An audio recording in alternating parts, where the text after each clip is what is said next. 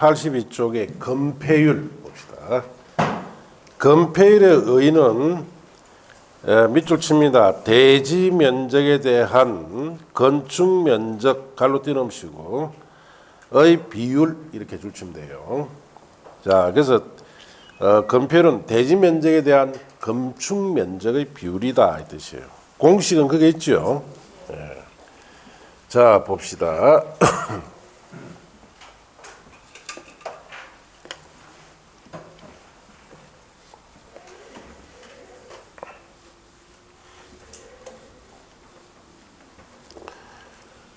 자, 건폐율이다라는 것은 대지 면적에서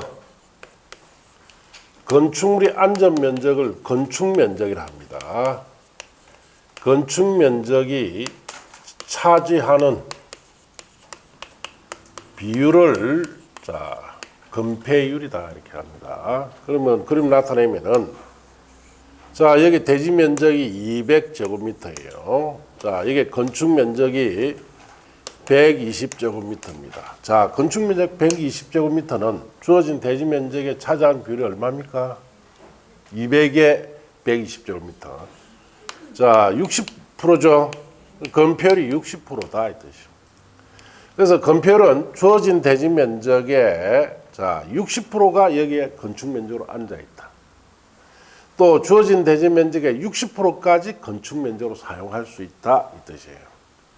자, 그러면은 건폐율이 90%다 하면은 주어진 대지 면적의 90%까지 건축 면적으로 사용할 수 있어요. 그러면 200의 90%는 180이죠. 180제곱미터짜리 건축 면적이 앉을 수 있다 이 뜻이에요. 자, 이런 뜻이다 이렇게 아시고, 그 다음에 용적률 보세요. 밑줄 칩니다. 의에 대지 면적에 대한 건축물의 연면적 갈로 띄엄시고 의 비율 그렇게 줄 치세요. 자, 용적률 공식은 밑에 있죠. 자, 참고하시고 그 연면적이란 하나의 건축물의 각층 바닥 면적 합계를 뭐라 부른다? 연면적이라 이렇게 합니다. 물론 이제 용적률 산정에서는 다음에 해당하는 면적을 제외한 데서 1, 2, 3, 4가 있죠. 그럼 건축법에 가서 자세히 나오니까 그때 배우는 게 낫습니다. 여기는 용적률 뜻만 아시면 돼요. 자, 용적률이다라는 것은 대지 면적에 대한 건축물의 연면적의 비율을 용적률이다. 그 연면적이라는 것은 건축물의 각층 바닥 면적의 합을 연면적이다 이렇게 합니다. 그 그림 나타내면은 자, 여기 200제곱미터짜리 대지는 자, 여기 건물이 이렇게 앉아 있어요.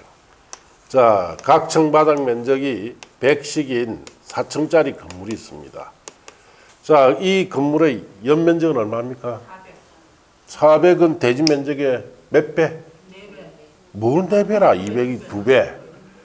그 용적률이 200%다 이 뜻이에요. 그럼 이 말은 주어진 대지 면적의 2배를 쌓아올렸다 이 뜻이에요. 자, 그러면은 자, 200%의 2배는 400이죠. 바닥 면적을 100으로 하면은 4층까지.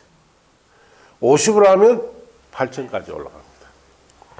자, 그러면 용적률이 1000%다라면은 주어진 대지 면적의 몇 배? 10배죠, 10배. 자, 그래서 10배는 200제곱미터 10배는 2000이죠. 바닥 면적 100으로 하면 20층까지. 50으로 하면 40층까지 올라간다 이 뜻이에요. 자, 그래서 건폐율은 이렇게 생각하시면 돼요. 주어진 대지 면적에서 건축물이 차지하는 비율을 뭐라 부른다? 건폐율이고, 용적률은 주어진 대지 면적에 몇 배를 쌓아 올리느냐가 용적률이에요. 용적률 100%는 대지 면적에 1배 쌓아 올리라는 뜻이고, 자, 500%는 대지 면적에 5배를 쌓아 올리라. 1000%는 대지 면적에 몇 배? 10배를 쌓아 올리라 이 뜻이에요. 자, 그렇게 아시면 됩니다. 자, 그 밑에 내려가시면은 4번에 용도 지역별 건폐율 용적률이라고 되어 있죠. 건폐율 용적률 최대 한도는 국토계획 및 유형에 관한 법률의 규정에 의한 건폐율과 용적률 기준에 의한다. 다만 건축부에서 그 기준 완화 강화하여 적용하도록 규정한 경우에 그에 따릅니다. 자, 양갈로 1번의 제목 보시면 국토의 계획 및 이용에 관한 법률이라고 되어 있죠. 자, 그 제목 위에는 씁니다. 건폐율 용적률의 최대 기준을 법에 정해놨습니다. 법률에 정해놨습니다. 국토의 계획 및 이용에 관한 법률에 있는 것은 무슨 기준이다? 최대 기준. 자, 그 옆에 하살표 대통령령이라고 해놨죠. 그 위에 씁니다. 세분 기준. 자, 그리고 하살표 도시공객 조례라고 들어가 있죠. 그 위에 씁니다. 실제 사용 기준. 자, 그렇게 3단계로 정해놨습니다. 그러면은 실제 건축 현장에서 사용하는 기준은 무슨 기준입니까? 조례 기준이다 이 뜻이에요. 그건 시험에 안 나와요. 각 지자체마다 조례마다 다 다르게 정해놨으니까. 그럼 시험에 주로 놓는 것은 대통령령인 무슨 기준? 세분 기준이 시험에 놓습니다. 자, 그래서 그 다음 페이지 보시면은 자, 거기에 도시공객 조례 기준에 되는 건폐율 용적률이다라고 해서 거기에 표가 있죠. 이걸 외워야 된다 이 말. 외워야 돼요. 알겠습니까? 암기 프린트에 2번으로 들어가 있죠. 그래서 작년 34회 시험은 건폐율 용적률을 안 냈습니다. 그럼 올해는 반드시 낸다는 뜻이에요. 예. 자, 그래서 암기 프린트에 이게 딱 들어가 있죠. 예, 열심히 배우세요. 그래서 억지로 안 해줍니다. 매일 20분씩 읽으세요, 그냥. 그러다가 한 6개월 지나면 180번 정도 읽고 나면은 자기도 모르게 다 알게 돼요.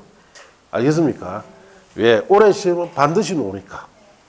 꼭 나옵니다. 예, 나중에 시험장에 가서 후회하지 마시고.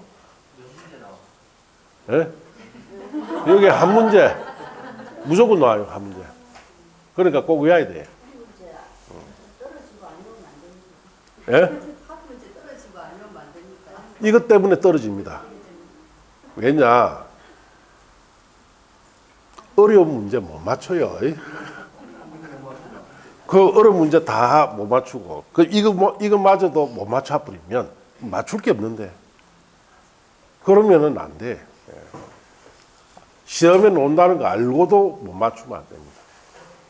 자, 그래서 이걸 외워라 이 뜻이에요. 자, 그 보시면은 자, 거기에 건폐율 용적 기준이 있죠. 자, 법 기준은 안 외워도 되는데 대통령령 기준은 외워야 돼요. 그래서 전용 주거지역의 일종은 50% 이하라고 되어 있죠. 그럼 전용 주거지역에서는 대지 면적의 절반까지 건축 면적으로 안 준다 이 뜻이에요. 이종 전용 주거지역도 50% 이하죠. 그 다음에 일반 주거지역 1종은 60%, 2종 60%. 자, 주어진 대지 면적의 60%까지 건축 면적으로 안 줄 수 있다 이 뜻이에요. 제3종은 50%입니다. 절반까지만 안 줄 수 있고. 자, 준주거지역은 70%. 자, 그래서 70%까지 건축 면적을 사용할 수 있습니다. 중심 상업이 가장 높죠. 90%. 대지 면적의 90%까지 건축물을 안 줄 수가 있습니다. 일반 상업지역은 80%, 유통상업 80%, 근린상업은 70%. 그 다음에 공업지역 중에 자, 셋 다 전용, 일반, 중공업지역 다 얼마다? 70%. 그 다음에 보존녹지, 생산녹지, 자연녹지 다 똑같이 20%죠. 20%. 그 다음에 관리지역의 계획관리지역은 40%. 자, 대지 면적의 40%까지 안 주고 생산관리 20%, 보존관리 20%, 농림지역, 자연환경보존지역 20%입니다. 자, 그래서 이 기준을 반드시 외우고 있어야 돼요. 그럼 시험에 낼 때 잘 내는 게 있습니다. 자, 거기에 일반 주거지역의 3종은 50%죠. 준주거지역 70%죠. 자, 근린상업 70%죠. 중공업지역 70%죠. 자, 그런 점에 특히 더 주의해서 봐야 돼요. 예. 자, 이제 용적률로 가서 여기도 대통령령 기준을 암기하시면 됩니다. 자, 여기는 먼저 뒤에 큰 기준부터 외워라 이 뜻이에요. 자, 일종 전용 주거지역은 자, 최대 100% 이내까지 주죠. 그러면 대지 면적의 몇 배 사올리라는 뜻이에요? 1배 사올리라는 뜻이에요. 이종 전용은 150%, 1.5배 사올리라는 뜻이에요. 자, 일반 주거 1종은 200%, 2배 사올리라는 뜻이고, 2종 일반 주거지역은 250%, 2.5배, 3종은 300%, 3배를 사올려야 돼요. 준주거지역은 500%, 5배를 사올려야 돼요. 중심상업지역이 가장 높죠. 1500%, 15배 사올리라는 뜻이에요. 일반 상업은 1300%, 13배, 유통상업은 1100%, 11배, 근린상업은 900%, 9배를 사올려야 됩니다. 전용공업지역은 300%, 3배 사올리라. 일반공업은 350%, 중공업지역은 400%. 자, 보존녹지 80%, 0.8배 사올리라 했듯이. 생산녹지, 자연녹지 100%, 계획관리지역 100%, 그 다음에 생산관리, 보존관리 80%, 농림자랑경 보존지역 80%, 0.8배까지 사올릴 수 있습니다. 자, 이래서 용적률도 먼저 뒤에 큰 기준부터 암기를 하셔야 됩니다. 아시겠습니까? 특히 주의해야 될 것이 준주거지역은 500%죠. 중공업지역은 얼마? 400%죠. 그거 두 개 잘 헷갈리면 안 돼요. 그런 점에 특히 주의해서 이 기준도 여러 번 보다 보면 쉽게 외워집니다. 아시겠습니까? 자, 그렇게 암기를 해야 됩니다. 그래서 34일은 안 냈기 때문에 35일 시험에서는 반드시 논다 이렇게 하죠. 그래서 반드시 놓기 때문에 반드시 맞춰야 됩니다. 이런 거 다 틀리면 맞출 게 없어요. 예. 자, 그렇게 하시고. 자, 그렇게 하시고 옆 페이지 가서 건폐용적 특례라고 나가 있죠. 이는 특별히 규정한 건데 일본의 건폐 특례 기준이나 이런 부분은 전부 다 3, 4에 가서 보시면 돼요. 지금 보는 게 아니에요. 자, 이제 넘어갑시다. 그 다음 페이지 가면 양가로 산물의 용적률 완화라고 나가 있죠. 그건 버리세요. 자, 그렇게 버리시고 그 밑에 자 5번에 도시지역에서 다른 법률 적용 배제라고 되어 있죠. 그건 5, 6월 달에 한번 보면 됩니다. 자, 그 다음에 6번에 용도지역의 미지정, 미세분지역의 행위제한 등이라고 되어 있죠. 그건 3, 4에 가서 한번 보면 돼요. 지금 보는 거 아닙니다. 물론 옛날 시험에 자주 나왔지만 요즘 거의 안 나옵니다. 자, 그렇게 아시고 지금은 딱 기본만 배웠어. 기본만.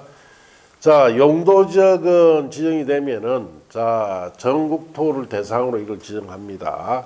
그러면은 건축물의 용도, 종류, 건폐율, 용적률의 이 세 가지 무슨 기준? 일반 기준 법령이 정해놨다 그랬죠. 여기에 따라 건축을 해야 되는데 자, 용도지역은 세부적으로 총 몇 가지입니까? 21가지예요. 이 21가지 건축물 용도 종류는 표로 정해놨다 했죠. 이거는 못 맞춥니다. 자, 건폐율 용적률은 21가지 건폐율 용적 기준은 뭘 해야 된다? 암기를 해야 됩니다. 자, 그렇게 하시면 돼요. 자, 이제는 교재 87쪽에 가서 이제 용도지구로 갔다. 용도지구. 자, 의의해 봅시다. 용도지구란 토지 이용 및 건축물 용도, 건폐율, 용적률, 높이 등에 대한 다음 줄치입니다. 용도지역의 제한을 자, 그게 줄쳤어요. 강화하거나 완화하여 적용함으로써 줄치면 돼요. 자, 그러면 용도지역 제한이란 말은 무슨 말입니까? 용도지역이 지정되면 이 세 가지 일반 기준이죠.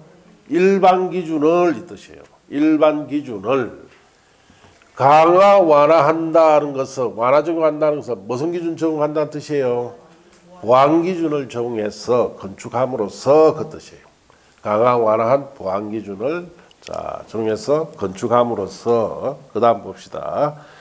용도지역 기능을 정진시키고 미관, 경관, 안전 등을 도모하게 하여 역시 여기에도 도시공간관리계 결정으로 지정하는 지역을 뭐라 부른다? 용도지구. 그래서 용도지구는 자 문제점이 생기거나 부족한 점이 용도적의 일반적 기준 가지고 부족함이나 문제점이 생겼을 때 강화 완화시켜버려요. 일반 기준으로. 강화 완화한 무슨 기준? 보안 기준에 따라 건축할 때 지정되는 것이 뭐다? 용도지구라 이 뜻이에요. 자, 이번에 용도지구는 용도지역의 지정만으로 달성할 수 없는 특정한 목적 달성을 위하여 용도지역 위에 2차적으로 지정하는 것으로서 쾌적하고 안전한 도시환경 조성과 능률적인 도시기능 발휘를 위한 국지적이고 부가적으로 규제를 할 수 있다. 국지적, 부가적 규제라는 것은 필요할 때 규제한다 이 뜻이야. 따라서 자, 그 다음 줄칩니다. 용도지역과 용도지구는 물론 용도지구와 용도지구 간의 중복 지정도 어떻습니까? 가능하죠. 이 상호 같은 것끼리 중복해도 됩니다. 이는 보안적 성질 때문에 그렇다. 그렇게 하시고. 자, 용도지구의 지정 및 세분에 가서 법령의 지정 및 대통령에 의한 세분, 국토교통장관, 시도지사, 대도시장은 다음 각호 어느 하나에 해당하는 용도지구의 지정 변경을 도시군관리에 결정하며 필요하다 인정되면은 대통령이 정한 바에 따라 경관, 방제, 보호지구, 시설보호지구, 취락지구, 개발진흥지구를 도시군관리에 결정으로 다시 세분해서 지정 변경할 수 있습니다. 자, 그러면 별거 없습니다. 읽어보면 되고. 자, 결국 용도지구도 지정하려면은 반드시 어떤 계획을 해야 된다? 도시군 관리에 결정을 해야 되죠. 변경하거나 또는 세분시킬 때도 도시군 관리의 결정으로 해라 이 뜻이에요. 자, 이제 종류를 배워봅시다.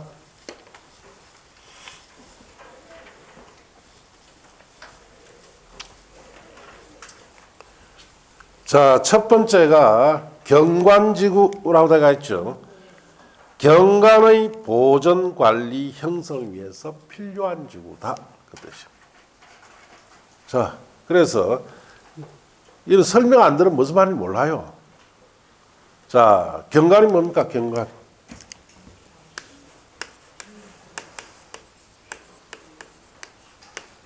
자, 경관이라는 것은 경치를 본다 이 뜻이에요. 경치를 볼 수 있도록 자 보존해주고 관리도 해주고 형성 만들어주는 지구를 뭐라 부른다? 경관지구다라고 합니다. 자, 그러면은 자 예를 하나 들어봅시다. 자, 여기에 산이 있고 이 산을 배경으로 이 도시에 도심이 형성되어 있어요. 자, 그럼 여기에는 이 도시에 도시입니까? 상업적이겠죠? 네, 상업적. 자, 여기 건물들이, 높은 건물들이 쭉 이렇게 도열되어 있습니다. 자, 여기도 상업적이죠? 그럼 여기도 이렇게 건물이 들어가면 되겠습니까? 뭔가 이 부분에 뭐가 생겼어요? 문제점이 생겼다. 어떤 문제점? 경치를 보는데 방해하는 건물들이 들어갔죠. 예. 그러면은 요 부분만 수정을 해줘야 돼요. 그래서 요 부분에는 이런 높고 넓은 건물이 들어올 수 없고 뒤에 산의 경관을 가릴 만한 건물이 들어올 수 없도록 여기에다가 뭐 지정합니까? 경관지구 지정하면은 자, 여기 이런 건물이 들어올 수 없도록 건축물 용도, 즉 종류를 어떻게 해버린다? 강화시켜버려요. 예, 숫자를 줄여버리고. 그리고 특히 용적률 같은 것, 높게 올라가는 건물이 들어갈 수 없도록 용적률을 어떻다? 강화시켜버립니다. 이렇게 해서 이 부분을 보완시킬 때 쓰는 것이 뭐다? 경관지구. 예. 그러면은 같은 여기 상업적인데 여기는 땅값이 뭐 5천만 원이다 평당. 그럼 여기는 얼마? 자, 여기는 아무래도 여기에 비해서는 땅값이 떨어지겠죠. 자, 어느 정도 용도를 강화시켰냐, 용적률 강화시켰냐에 따라서 땅값이 확 떨어집니다. 예. 조금만 강화시켰으면은 뭐 5천만 원짜리가 한 3천만 원 정도밖에 안 되는데 만일 많이 강화시켜라 뿌리면 1,000만 원 이하로 떨어져 버려요. 예. 같은 상업적이라도. 자, 이럴 때 쓰는 것이 경관지구인데 종류는 몇 가지다? 3가지예요.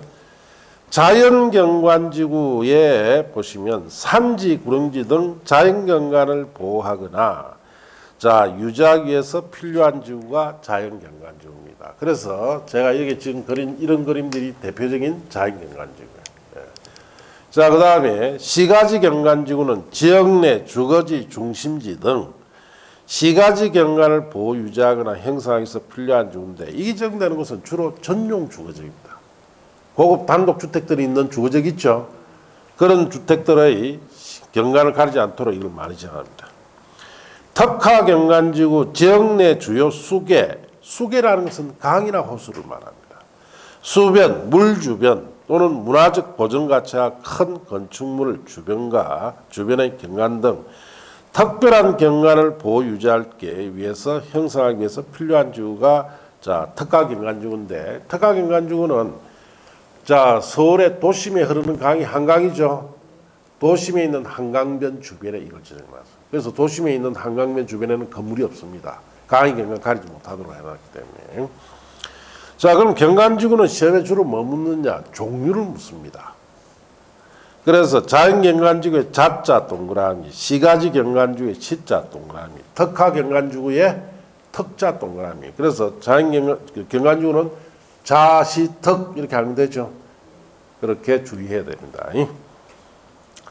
자, 이제 고도지구로 갑시다. 고도지구는 쾌적한 환경 조성 및 토지 고도 이용과 그 정진을 위해서 줄칩니다. 건축물 높이의 최고 한도를 규제할 필요가 있는 지구입니다.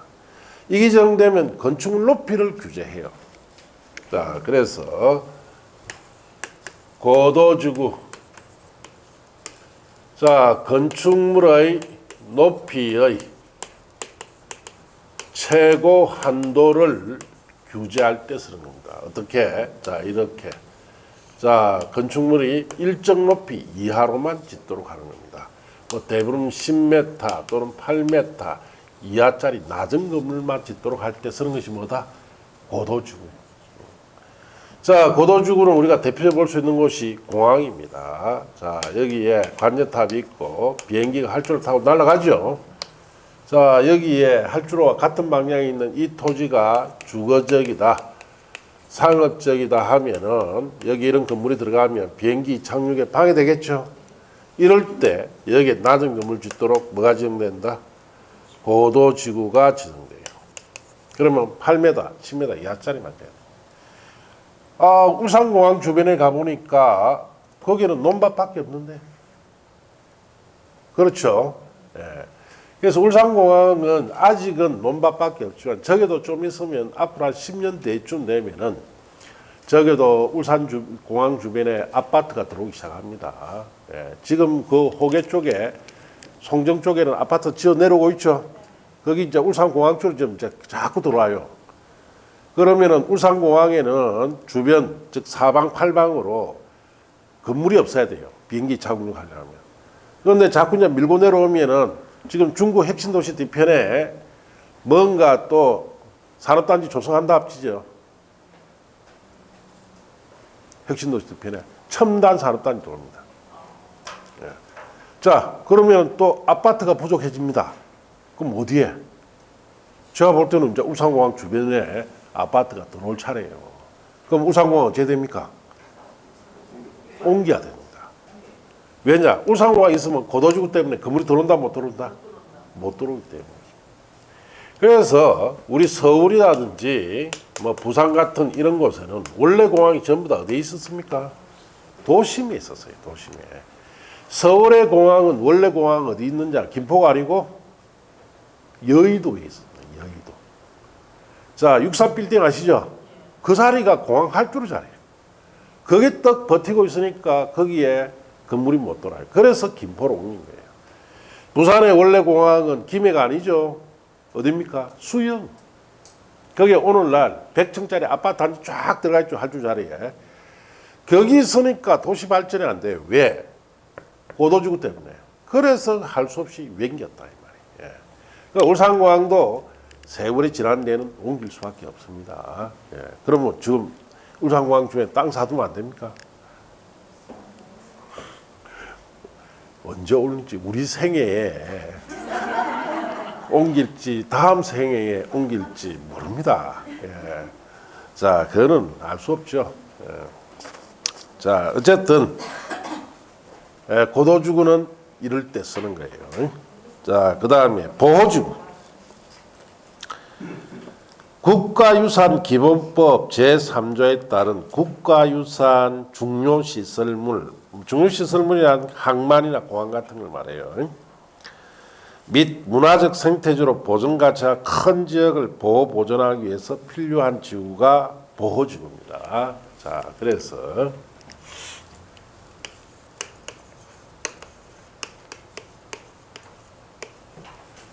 자, 보호지구라는 것은 뭐 국가유산, 자, 그 다음에 중요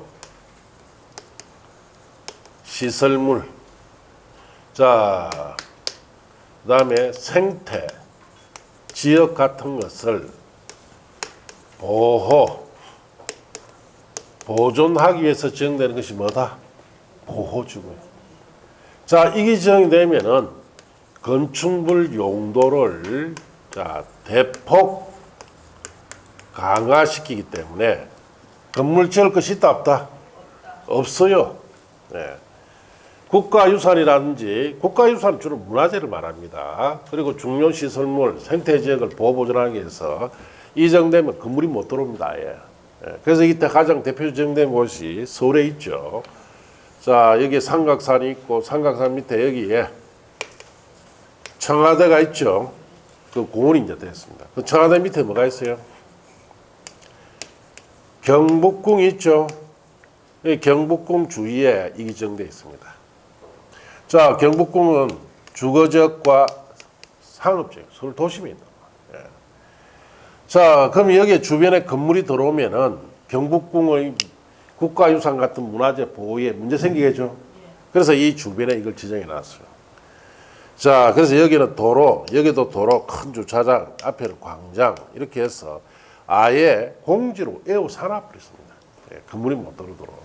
그럼 이 원래부터 이랬느냐? 아니죠. 1960년대 경복궁 주변에 가보면은 경복궁 담벼락을 전부 다 벽 삼아서 판잣집 엮어가 사람들이 싹 살았죠. 예. 그래서 군사정권이 들어와서 문화재 보호하는 명목하에 이걸 지정하면서 이거 다 철거시켜 버렸어요. 예. 자, 그래서 이때 당시에 여기 갑이라는 사람이 땅을 가지고 있었는데 한 100억짜리 땅을 가지고 있었다. 예. 자, 이 땅에 이 보호지구 지정되는 순간 이 땅은 얼마? 영원이죠. 건물 못 지으면 영원이에요. 자, 그러면 갑은 보상 받아야 됩니까? 안 받아야 됩니까? 받아야 되죠. 당연히 자재산권 침해됐으니까. 자, 요즘은 이거 보상해 줍니다. 근데 그때 당시에는 보상 안 해줬어요. 그 갑이 자 답답하니까 정부에 전화를 했죠. 그러니까 아리따운 목소리가 전화 받으면서 하는 이야기가 이런 이야기는 커피를 한 잔 마시면서 해야 된다. 자, 그러니까 갑이 그럼 어디로 갔고? 남산에 분실로 정부 분실이 있다. 자, 거기 가니까 철대문 이따바랑 해놨죠. 예, 철컹 열리면서 아무래도 전화 받았던 그 아리따운 목소리가 들어가서 커피 한 잔 먹으면서 이야기하네. 그 따라 들어갔다. 문이 철컹 닫히면서 예, 커피를 줍니까? 코피가 터지기 시작하죠. 사정없이 두드려 맞습니다. 예, 말도 못하게 두드려요. 젊은 애가 뭐라면서 네가 나라 일에 왜 입을 대 해가지고 박살내버립니다. 예. 어떻게 패느냐? 죽도록 팹니다. 죽이려고 패는 거예요. 사정 안 봐줍니다. 그러면 갑이 살라고 내가 잘못했다. 자, 그러면 네 1년간 정신교육 받고 나가라. 정신교육 받으면 사람을 지도합니까? 미쳐버리지. 그래야 갑이 나가서 미친 사람이 이야기하는 거 믿는다 안 믿는다? 안 믿는 거예요. 자, 아니면 갑이 꼿꼿하게 버티면 지금도 집에 왔습니까? 안 왔습니까? 안 왔다. 불기의 객이 됐고. 자, 이렇게 겁난 시절이 있었습니다. 자, 그래서 요즘은 이걸 지정하면은 재산권 침해가 너무 심하기 때문에 국가에서 다 뭐 해줍니까? 보상해 줍니다. 보상. 그때 당시에는 이런 보상이 없었어요. 그래서 강제적으로 전부 다 철거 다 시켜버리고 이걸 지정해서 주변에 아예 공지를 만들어 버렸어요. 자, 이와 같이 보호지구는 이런 국가유산이라든지 중요시설물이라든지 생태지역에 인정되면은 엄청나게 건물을 들어갈 수 없는 용도를 강화시키기 때문에 사실상 건물 설치할 수가 없는 제도예요. 자, 이제 넘어가서 그 다음에 자, 보호지구는 자 종류가 세 가지죠. 역사, 문화, 환경 보호지구, 문화재, 전통사찰 등 역사 문화적으로 보존 가치가 큰 시설 및 지역을 보호 보존할 때 씁니다. 대표적으로 경북공예는 이게 지정되어 있어요. 그다음 중요시설물 보호지구, 중요시설물의 보호와 기능 유지, 정진 등을 위해서 필요한 지구인데, 자 중요시설물 종류를 좀 알아야 돼요. 자, 줄칩니다. 중요시설이란 항만, 공항, 공용시설 줄치고 갈로 뛰어넘으세요. 교정, 군사시설 그렇게 줄치면 됩니다. 자, 그러면 항만이나 공항이나 공용시설이나 교정, 군사시설에는 이익이 지정되기 때문에 이 주변에는 건물 들어간다, 못 들어간다? 못 들어가요. 자, 그렇게 가시면 됩니다. 생태계 보호지구는 자 야생동식물 서식처 등 생태적으로 보존 가치가 큰 지역을 보호 보존하기 위해서 필요한 지구다 그렇게 하시면 돼요. 그래서 창녕의 우포늪이라 들어봤죠. 그런데 대표적으로 지정됩니다. 자, 이제 칠학지구로 갑시다. 녹지관리 농림 자연환경 보존지역 개발제한구역 도시자연 공구역의 칠학을 정비하기 위한 지구입니다. 자, 칠학지구. 칠학이다라는 것은 건물이 두 채 내지 세 채 정도 있는 걸 칠학이라 합니다. 이거보다 좀 더 큰 것을 뭐라 부릅니까? 불학이라고. 이거보다 더 큰 것을 마을이라 하죠. 자, 그래서 건물이 두세 채 있는 이런 칠학을 정비하기 위해서 필요한 지구가 칠학지구예요. 자, 어디서? 산림지역에서 그렇습니다. 자, 이런 산들이 이렇게 있어요. 자, 산속에 건물이 한두 채씩 흩어져 있죠. 자, 이런 것이 산림훼손의 주된 원인이 됩니다. 자, 그래서 대한민국이 1970년쯤에 전국을 국토재건하려고 보니까 자, 지리산이든 설악산이든 전국에 있는 명산들조차 민둥산이에요. 왜? 그 원인을 보니까 옛날부터 여기에 산속에 숨어 들어가 사는 사람들이 산림을 너무 많이 몇백 년 동안 훼손했군요. 자, 그래서 대거 산속으로 들어가던 시절이 있었죠. 고려에서 조선으로 넘어갈 때 이성계에 자, 그 조선 건국에 반대했던 고려귀족들 살기 위해서 다 들어갑니까? 산으로 가죠. 그 제조상도 그때 산으로 도망갔습니다. 어디? 지리산으로. 지산으로. 제조상은 안동 하해유씨라고 들어봤습니까? 그 집안이에요, 제가. 그러니까 안동 하해유씨는 지금 큰 집이고 작은 집이 제 집안이에요. 그래서 안동 하해유씨의 큰 집안에 해당하는 사람들은 이성계의 조선공국에 찬성의 사람들이고 동생은 반대했어요. 그러다 보니까 동생은 살기 위해서 가족들 데리고 전부 다 들어갔다. 지리산 깊은 곳으로 숨어 들어가는 거예요. 자, 그러고 조선시대 때는 당파 싸움이 굉장히 심했죠. 당파에 밀리면 3대를 밀었습니다. 할아버지, 아버지, 손자까지. 여자들은 다 노비로 삼았고. 그거 피하기 위해서 다 어디로 들어갑니까? 산으로. 일본 식민지 시절에도 다 산으로. 자, 6.25 전쟁 나도 또 그 빨치산들 전부 다 산으로 도망가죠. 70년대 보니까 산이 온전한 게 하나도 없더라. 자, 이거 나라가 잘 살려면 산림보험부터 해야 되겠다 해서 자, 인근 지역에 여기에다가 마을을 조성합니다. 이 사람들 전부 다 일로 다 보내요. 그리고 다 철거시킵니다. 문제는 자, 여기에 마을을 조성하려니까 자, 단독주택 같은 거 들어가야 됩니까? 안 들어가야 됩니까? 뭘 안 들어가? 마을에 사람 살아야 되는데 주택이셔야지. 자, 근린상가 같은 거 들어가야 됩니까? 안 들어가야 됩니까? 이 사람들도 뭘 사야 되죠. 이런 것이 들어가야 되는데 문제는 여기가 용도가 녹지 관리, 농림, 자연환경 보전지역, 개발제한구역, 도시자연공구턴 이런 산이에요. 산에는 건물이 들어갑니까? 못 들어갑니까? 이게 허용이 안 되죠. 이게 문제가 생겼다. 거예요. 부족한 점이 생겼으니까 자, 이럴 때 여기에다 마을 조성을 여기에다가 뭘 지정하자? 취락지구 지정하면은 이런 마을 조성에 필요한 이런 건축물이 들어갈 수 있도록 용도를 어떻게 해줍니까? 완화시켜 줍니다. 자, 이렇게 해서 이거는 강화시키는 게 아니고 용도가 완화되어 들어가서 마을을 조성합니다. 자, 이렇게 해서 대한민국의 모든 산에 흩어져 있던 이런 취락들을 정비를 다 했어요. 요즘 산에 가면 이렇게 흩어져 있는 집들 보기가 쉽습니까? 어렵습니까? 어렵죠. 옛날에 굉장히 쉬웠어요. 전부 다 정비 다 했다는 거예요. 예. 그래서 대한민국이 1970년부터 시작해서 90년대까지 20년 동안 산림복원을 다 한 거예요. 전국에. 자, 전국에 산에 가면 산림 상태 좋죠. 그만큼 노력을 많이 한 겁니다. 자, 이렇게 조성해서 여기에 마을을 만들기 위해서 지정하는 것이 뭐다? 취락지구인데 여기서 울산광역시에서 취락지구 볼 수 있는 대표적인 취락지구 볼 수 있는 가장 가까운 데가 부산에 가야 됩니다. 예, 산성마을이라 들어봤습니까? 가보시면 산 속에 있어요. 그거 가려면 산을 넘어가야 됩니다.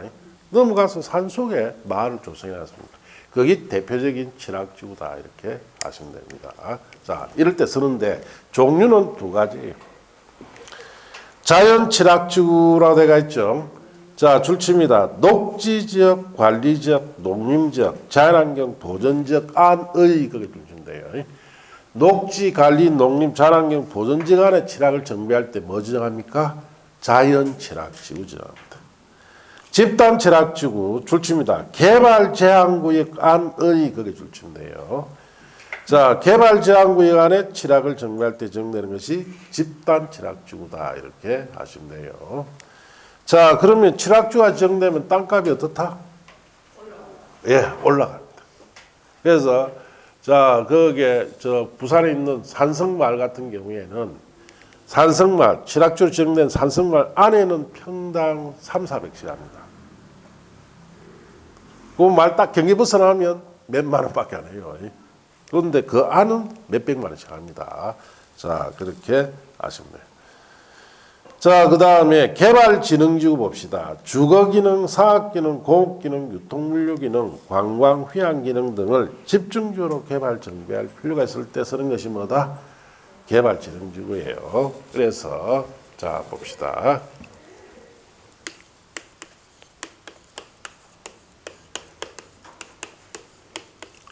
자, 개발진흥지구는 특정 목적의 개발을 위해서 건축물 용도를 어떻게 한다? 자, 완화시켜 줍니다. 자, 이거 볼 수 있는 가장 대표적인 곳이 자, 강원도의 자, 설악산입니다. 자, 설악산은 용도가 농림 또는 자연환경 보전지역이니까 건물이 아예 못 들어갑니다. 자, 여기 가보면은 호텔이 있습니까? 없습니까? 있죠. 자, 이런 리조트 같은 거 있죠. 그럼 이걸 어떻게 들어갔느냐, 이 말이에요. 그 설악산 속에 들어가 있어요. 자, 그래서 여기에는 자, 이걸 지정했다는 이야기예요.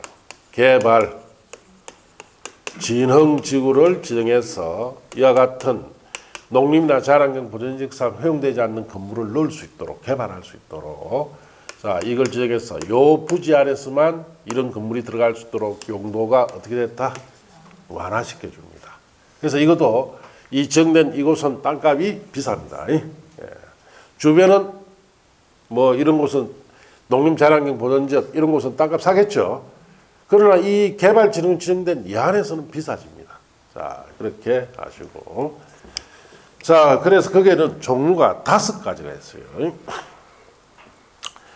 주거개발진흥지구는 주거기능 중심으로 개발 정비할 필요가 있는 지구인데, 이게 지정되면은 주거와 관련된 시설들이 용도가 완화됩니다. 그래서 이걸 볼 수 있는 대표적인 것이, 자, 우리 농촌 같은 데 가면 아파트가 설치되어 있는 것 봅니까? 안 봅니까? 한 번씩 볼 수 있습니다. 자, 그래서 그 농촌 지역에 가면은, 자, 용도 지역이 관리 지역이거나 농림 지역이기 때문에 아파트가 못 들어가요. 그런데 5층짜리 아파트가 하나 있더라. 그럼 이거 지정받아서 다 그런 뜻이에요. 주거개발 지정이 지정되면은 그런 지역에 아파트 같은 것이 들어갈 수 있습니다.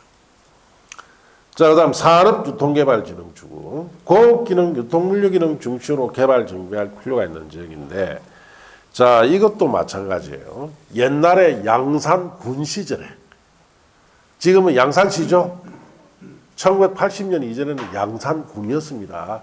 양산군은 그때 당시에 어떤 도시입니까? 농업도시입니다. 농업도시. 지금은 무슨 도시예요? 산업도시 아닙니까? 중소공장들, 크거나 중간 정도 장공장들이 모여서 양산시를 경제를 움직이고 있습니다. 그래서 80년대까지 농업도시니까 거기 가보면 전부 다 논밭밖에 없어요. 옛날에는. 자, 그런데 양산군수가 농업으로는 양산이 먹고 살기 힘들다 해서 이걸 바꾸기 위해서, 자, 농지 중에 지력이 좀 떨어지는 농지 있죠? 전부 다 산업유통개발지구 지정 다 해봅니다. 그럼 이제 뭐가 들어옵니까? 그 농지에? 공장들이 들어옵니다. 그래서 오늘날 양산시가 된 거예요. 자, 그렇게 하시면 돼요. 자, 관광휴양개발진흥지구, 관광휴양기능 등을 중심으로, 자, 개발 정비할 필요가 있는 지구인데, 자, 그래서 이거는, 자, 방금 얘던 설악산 같은데 이 목적으로 지정되어 있습니다. 그럼 관광과 휴양 목적인 호텔이나 리조트 같은 게 들어갈 수가 있죠. 복합개발진흥지구, 주거기능, 공업기능, 유통물류기능, 관광휴양기능 중 2개 이상 기능 중심으로 개발 정비할 필요가 있는 지구가 복합개발진흥지구. 이 정도면 2개 이상 기능의 해당하는 시설이 용도가 완화돼 들어옵니다. 특정개발진흥지구, 주거기능, 공업기능, 유통물류기능 및 관광휴양기능 외의 기능 그게 밑죠. 특정에는 들어갈 수 없는 것이 주거, 공업, 자, 유통, 물류, 관광, 휴양 기능은 들어갈 수 있다 없다? 없고, 그 외의 기능 중심으로 특정한 목적을 위해서 개발 정비할 필요가 있는 지구입니다. 특정 같은 경우 대부분 예를 들어서 상업 기능 중심으로 개발할 때는 뭘 정해야 됩니까? 특정을 정해야 돼요. 특정. 자, 그렇게 아시면 됩니다. 자, 이제 방제지구. 자, 방제지구부터 또 잠시 쉬었다 갑시다. 칠판은 그대로 두세요.